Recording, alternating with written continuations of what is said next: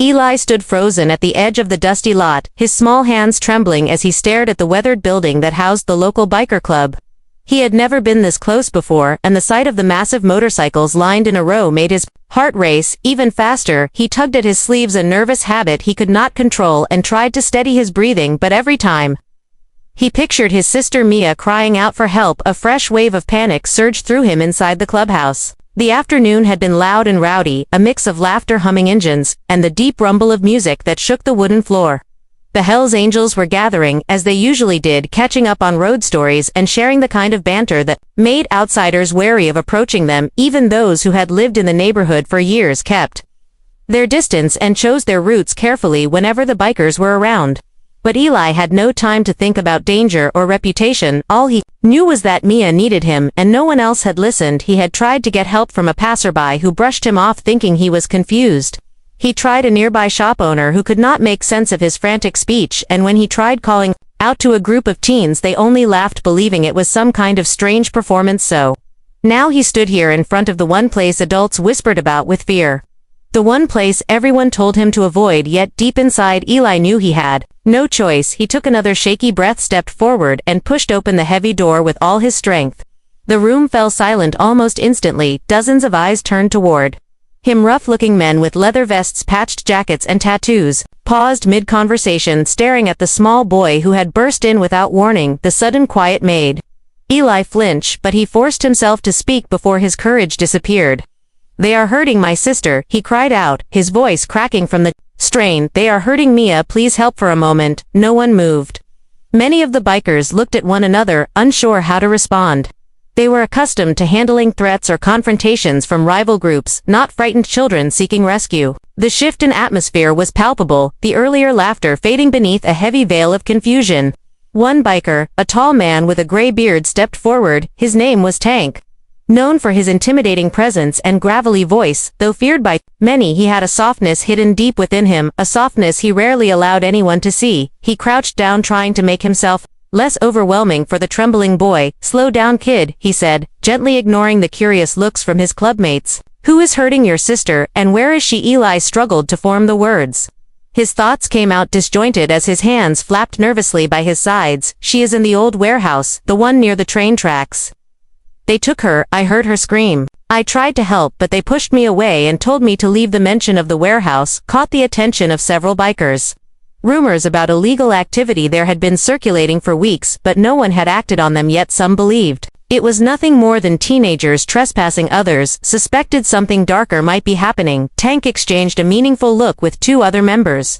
Hawk and Diesel, known for their sharp instincts and quick reactions, none of them cared much for heroic titles or community approval, but they had their own strict code, and harming children violated every line of it. Hawk approached Eli next, trying to get more clarity. "You saw these people take Mia?" he asked. His tone was calm, steady, the opposite of what many expected from someone with his rough exterior. Eli nodded rapidly, his eyes filling with tears again.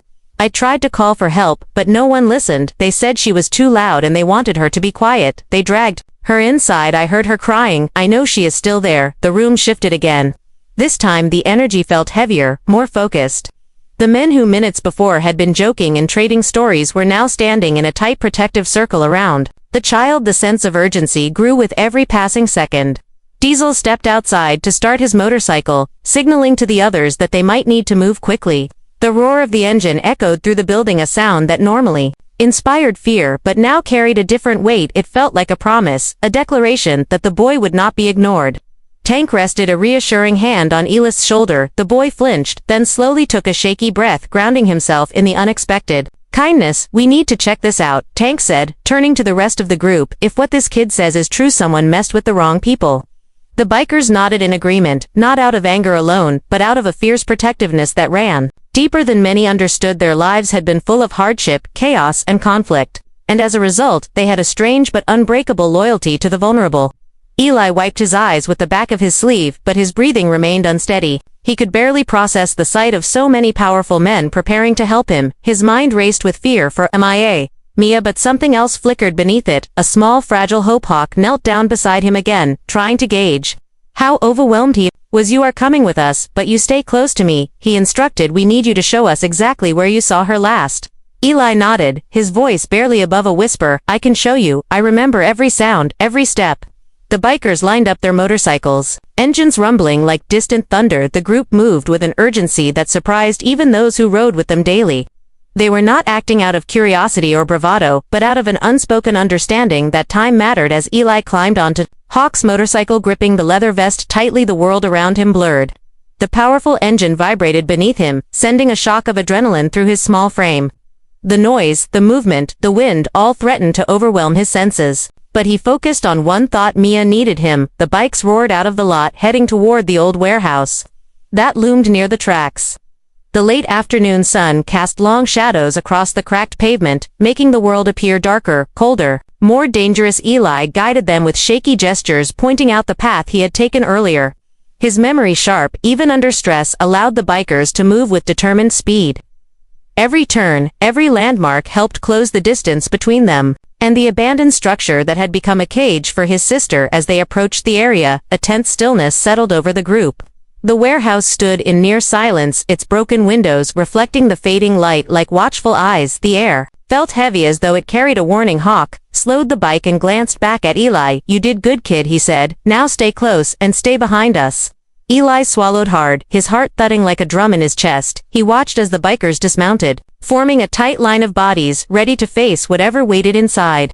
The sight of them filled him with awe and fear, but most of all with a deep sense of relief. For the first time since Mia had been taken, he no longer felt alone. The warehouse felt colder as the bikers stepped inside, their heavy boots echoing across the cracked concrete floor. Eli stayed close behind, Hawk clutching the back of his vest, while his wide eyes scanned the dim space, searching for any sign of his sister. The stale smell of dust, metal, and something far more unsettling filled the air, and every faint sound made Eli flinch. Tank raised a hand, signaling the others to spread out, but remain within sight of one another. Their movements became slow and deliberate, each man understanding the danger of unfamiliar territory. The fading light from outside barely reached past the entrance, leaving most of the interior cloaked in shadows that stretched unnaturally long.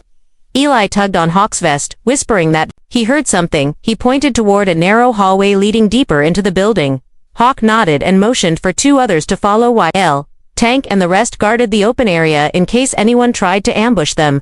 The hallway felt suffocating, with walls lined by rusted metal shelving and scattered debris. With every step, Eli became more certain he was getting closer to Mia.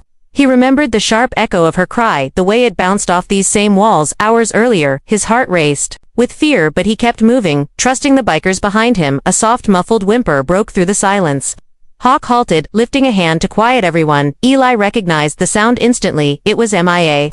His breath caught in his throat as he pointed to a small room at the end of the hall, the door barely hanging on its hinges. Hawk pushed the door open slowly, revealing Mia, bound with coarse rope, sitting on the floor with her face streaked from tears. Her eyes widened when she saw her brother, and she struggled against the restraints, trying to reach him. Eli rushed forward, but Hawk gently pulled him back to check for danger first.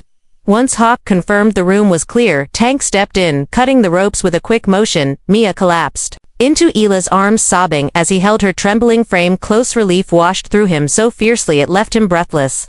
But the moment did not last long. Footsteps approached from deeper inside the warehouse, harsh, heavy, and fast. The bikers formed a protective wall around the children, their bodies becoming a barrier between the siblings and whatever danger was closing in.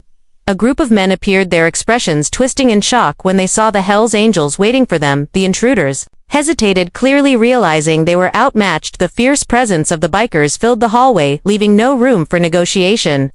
Tank stepped forward without a word, his posture alone enough